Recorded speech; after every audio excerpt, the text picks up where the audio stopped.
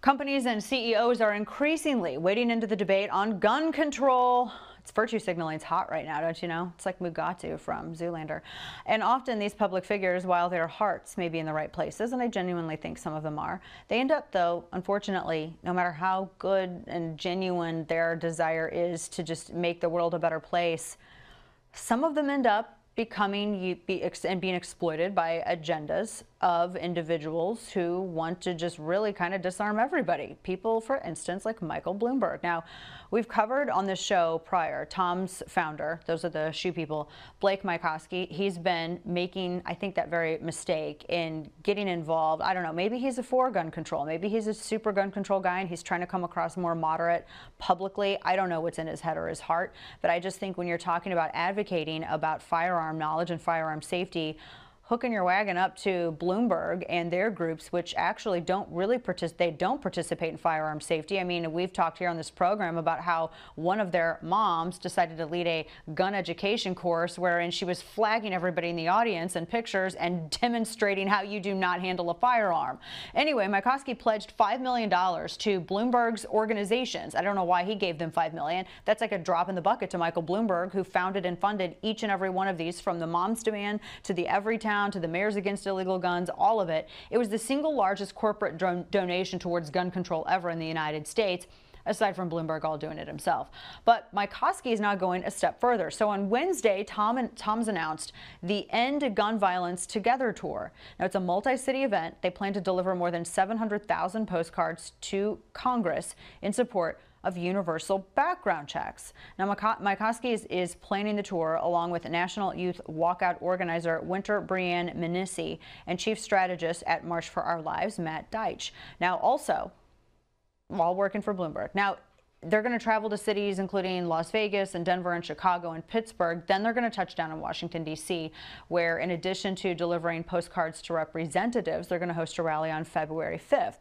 Mycoskie said this of his digging deeper into gun control, quote, "When we asked Americans to join the fight to end gun violence together in November, we would have never expected the incredible and immediate support we saw from people of every age, color, and creed across the country," end quote.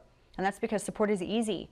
When you're going with an anti-gun media covering a push for more gun control.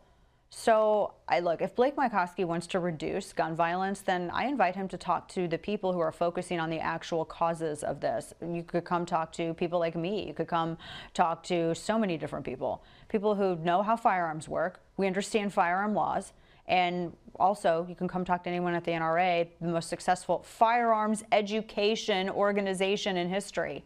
And really, if Mr. Mycoskie wants to reduce gun violence, the last thing that he should be doing is going and talking to the people over at the Bloomberg groups or palling around with these AstroTurf organizations, because they haven't done anything in terms of responsibility or education or any of these things, in fact. I mean, there have been so many times when I've asked them just to even donate to, for instance, Project Child Safe from National Shooting Sports Foundation.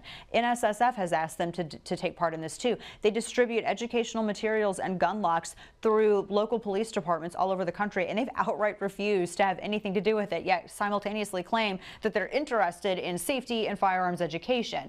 They also completely ignore the sentencing problem that we have, which is driving the recidivism rate, where you have individuals who should be getting maximum sentences and going away to jail for a long time for repeat firearms felonies. They end up getting out on the streets and they're going back to gangbanging and selling drugs and illegal possession of firearms, and then nothing seems to be done. I'm not just saying this. The Chicago superintendent of PD, Eddie Johnson, also said this when he blasted the sentencing, and he said that it needs to actually be overhauled, and he said that our guys were out here catching and recatching the same people over and over again, and that it was 1,400 people, these repeat offenders, that were driving over 85% of Chicago crime. And it's not just Chicago. You can actually take that and go from city to city to city that have high crime rates, and you see this recidivism problem. In my hometown of St. Louis, it's a huge problem. I have heard and followed cases where individuals should have gotten the book thrown at them, and instead they get a slap on the wrist and they're back out on the street reoffending and also in possession illegally of a firearm. This is the problem. And if you're really interested in actual gun sense, and if you're interested in safety, and if you're actually interested in reducing gun violence, the majority of which is driven by these same repeat offenders and the same recidivism rate, then you're going to go right where the problem is coming from. You're going to go to the cause instead of virtue signaling and talking about gun violence and talking about everything and trying to honestly fearmonger for the sake of disarmament, because that's what this is. And I would sit down with Blake Mycoskie anytime he wanted to have this conversation, as I'm sure anyone that is with this organization would love to as well. You can't do nothing to stop criminals. They don't follow laws, and you cannot just simply play into the agenda of forces whose ultimate goal is to punish the law-abiding for the crimes of the criminals. So if you want to walk the walk and you want to talk, come have a discussion with us. I would even have him here, right here, on Discussing Now. Otherwise, I think it's great to continue to help kids in third world countries.